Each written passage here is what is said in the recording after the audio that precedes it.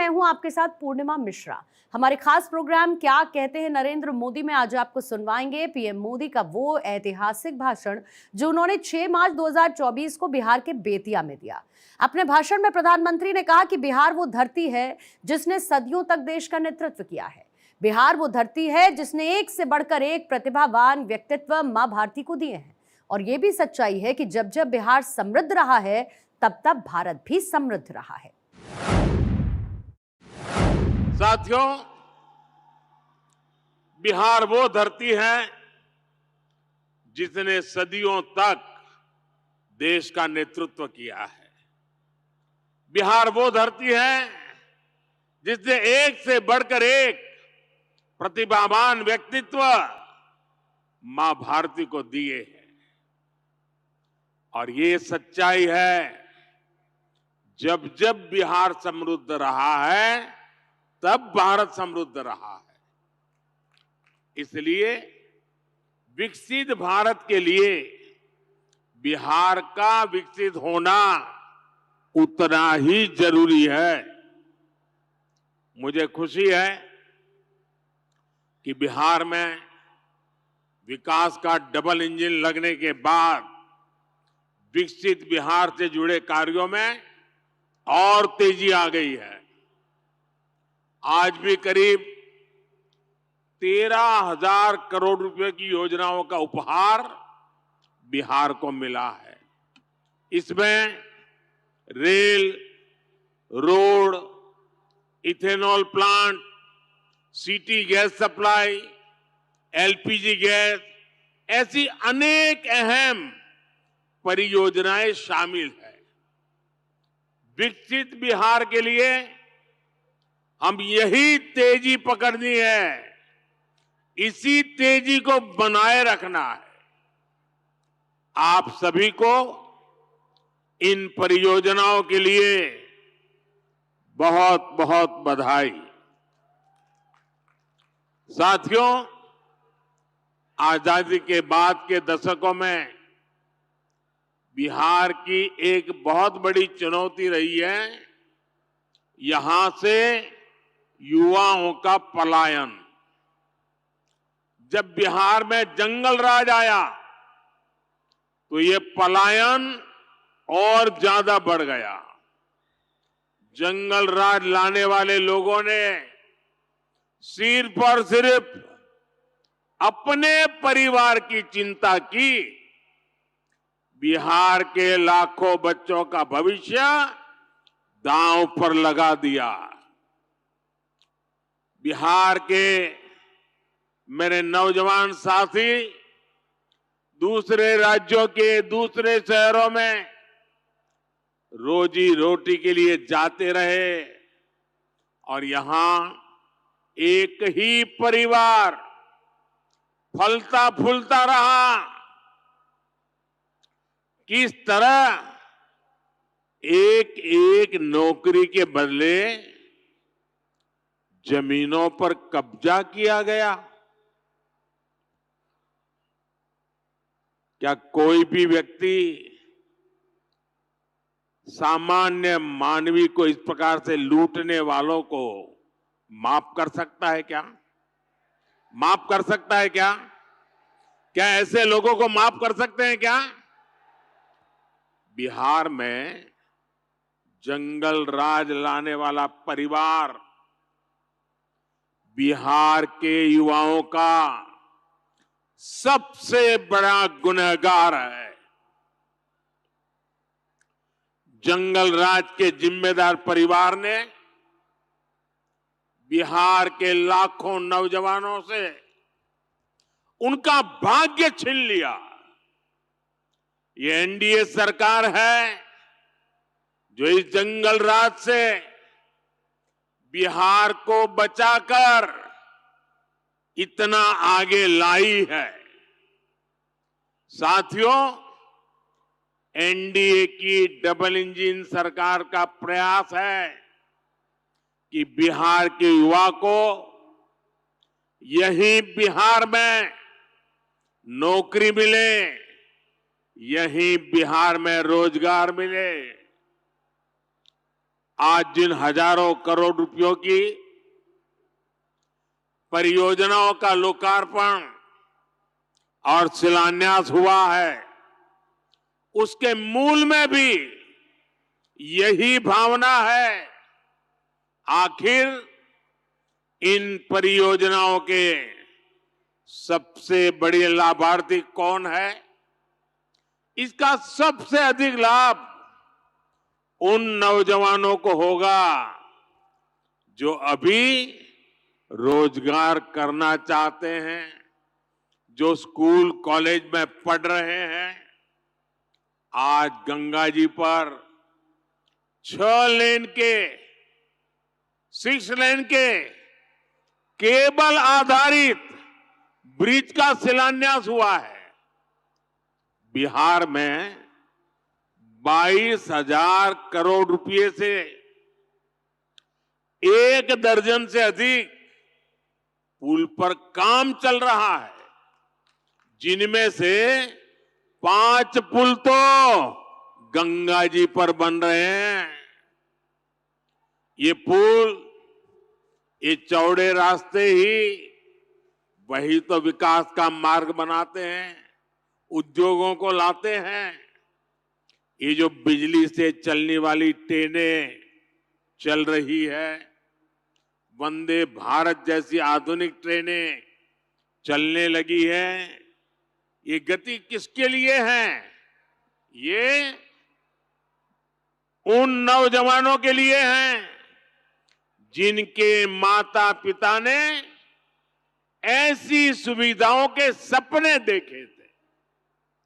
ये जो इंफ्रास्ट्रक्चर बन रहा है, ये रोजगार का बहुत बड़ा माध्यम होता है।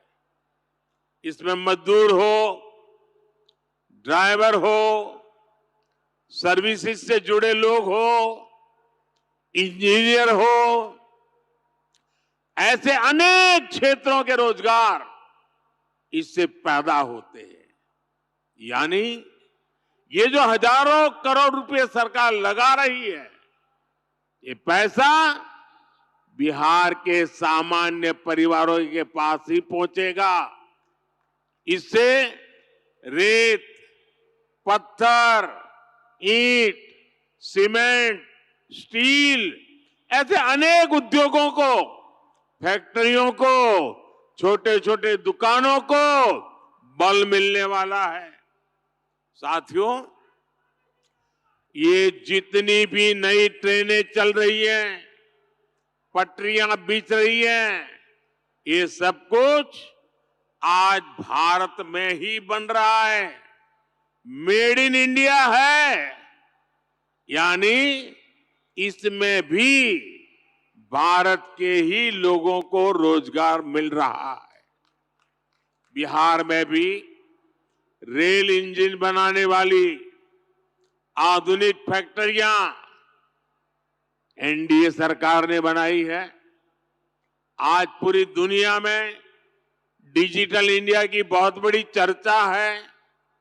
और मैं आपको एक बात और बोलूं, आज कई विकसित देशों में भी ऐसी डिजिटल व्यवस्था नहीं है जो बेतिया में, चंपारण में उपलब्ध है। विदेशी नेता जब मुझसे मिलते हैं तो पूछते हैं कि मोदी जी, आपने ये सब इतनी जल्दी कैसे किया? तब मैं उन्हें कहता हूं कि ये मोदी ने नहीं, ये भारत के नौजवानों ने किया है।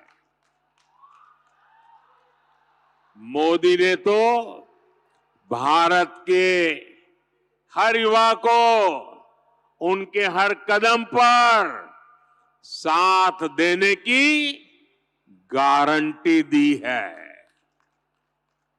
और विकसित बिहार के लिए आज यही गारंटी मैं बिहार के युवा को भी दे रहा हूं। और रहुआ जानते बानी, मोदी के गारंटी मने गारंटी पूरा होके के गारंटी। साथियों, एक तरफ नया भारत बन रहा है, वहीं दूसरी तरफ आरजेडी, कांग्रेस और इनका इंडी गठबंधन अभी भी 20वीं सदी की दुनिया में जी रहा है। एनडीए की सरकार कह रही है कि हम हर घर को सूर्य घर बनाना चाहते हैं। हम चाहते हैं कि हर घर की छत पर सोलर प्लांट हो, उससे वो घर भी कमाएं और उसे बिजली भी मुफ्त मिले। लेकिन इंडी गठबंधन अभी भी लालटेन की लौ के ही भरोसे जी रही है। जब तक बिहार में लालटेन का राज रहा, तब तक सिर्फ एक ही परिवार की गरीबी मिटी, एक ही परिवार समृद्ध हुआ। साथियों, आज जब मोदी ये सच्चाई बताता है तो ये मोदी को गाली देते हैं। भ्रष्टाचारियों से भरे इंडी गठबंधन का सबसे बड़ा मुद्दा है मोदी का परिवार नहीं है। ये लोग कहते हैं कि इंडी गठबंधन के परिवारवादी नेताओं को लूटने का लाइसेंस मिलना चाहिए। क्या लूटने का लाइसेंस मिलना चाहिए? क्या मिलना चाहिए? क्या आज भारत रत्न कर्पूरी ठाकुर जी अगर होते तो ये उनसे भी यही सवाल पूछते जो मोदी से पूछ रहे हैं। परिवारवाद और भ्रष्टाचार के कट्टर समर्थक ये आज पूज्य बापू जेपी लोहिया, बाबा साहब आंबेडकर को भी कटघरे में खड़ा करते। इन्होंने भी तो अपने परिवार को बढ़ावा नहीं दिया, बल्कि देश के हर परिवार के लिए जीवन खपा दिया। साथियों, आपके सामने वो व्यक्ति है जिसने बहुत छोटी आयु में घर छोड़ दिया था। बिहार का कोई भी व्यक्ति किसी भी राज्य में रहे, लेकिन छठ पूजा पर, दिवाली पर घर जरूर लौटता है। लेकिन वे मोदी जिसने बचपन में ही घर छोड़ दिया, मेरा कौन सा घर है जहां मैं लौटूं? मेरे लिए तो पूरा भारत ही मेरा घर है। हर भारतवासी मेरा परिवार है। इसलिए आज हर भारतीय कह रहा है, हर गरीब, हर नौजवान कह रहा है, मैं हूं मोदी का परिवार। मैं हूं हम बानी मोदी के परिवार। साथियों, मैं गरीब की हर चिंता खत्म करना चाहता हूं।